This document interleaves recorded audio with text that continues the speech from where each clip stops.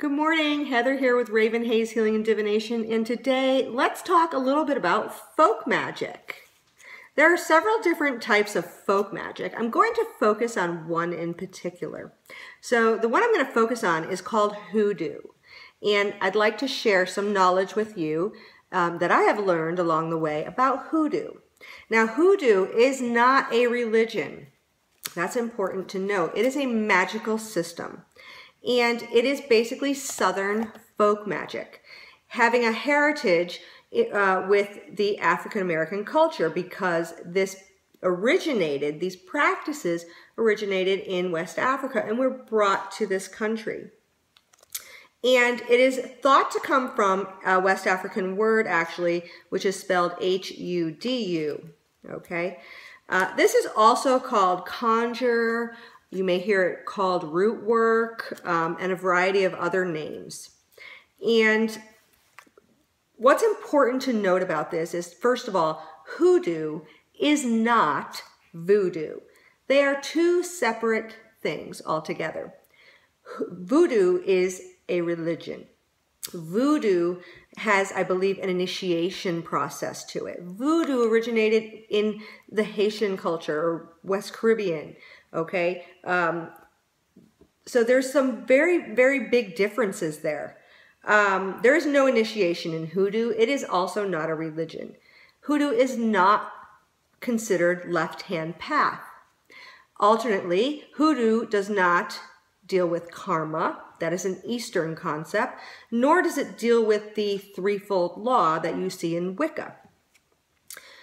Hoodoo practitioners are not considered Christian witches. And this is not a neo-pagan type magical practice either. This is a very long history back to pre-neo-pagan times, okay? This is very traditional. There's a very huge component of ancestor reverence in the Hoodoo practice. It offers a blend essentially of African magical practices as brought over from West Africa with European folk magic, some Jewish mysticism in there, and some Native American herbal knowledge. So it's kind of a conglomerate of all of those things. And the Hoodoo practice often incorporates the Bible and the saints that we see in the Catholic religion. Now, there are many I suppose reasons for this. My understanding is that when they came over to this country, of course, Christianity was instilled in them as that's what happened. And so in order to continue practicing the way that they practiced in West Africa, they incorporated these Christian deities and saints into their workings. That is one thing that I have heard, okay? But it does have a lot to do. The Bible is used, the Psalms are used, the saints are definitely called upon very frequently. Now, what kind of practices do we see in the Hoodoo practice? We see a lot with mojo bags. Mojo bags relate back to African spirit vessels and a combination of that with European talismans. We see cleansing baths, cleansing herbal baths being used. Floor washes are very, very popular and important in the Hoodoo tradition, as is candle magic.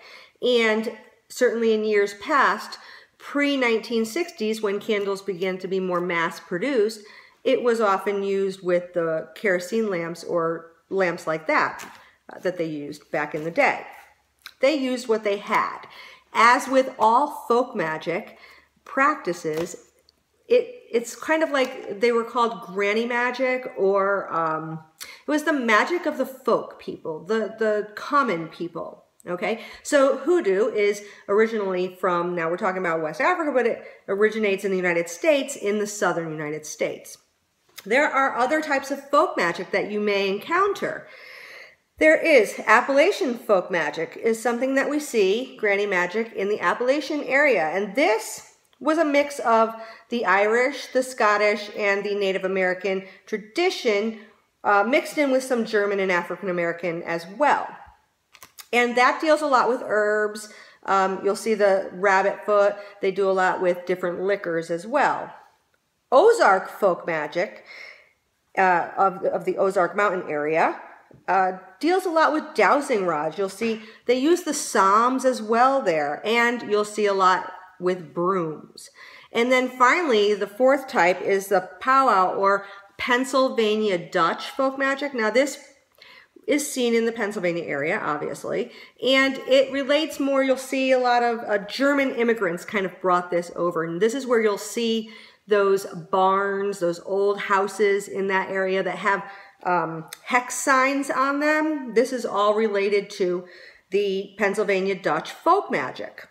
They also use the Bible quite frequently in their practice and in their workings. So that is a little bit about a few of the different types of folk magic in the United States. And if you have any questions, or if you have your own knowledge on those, throw that in the comments below. Let's share some knowledge, okay? And I will see you in the next video. Bye-bye.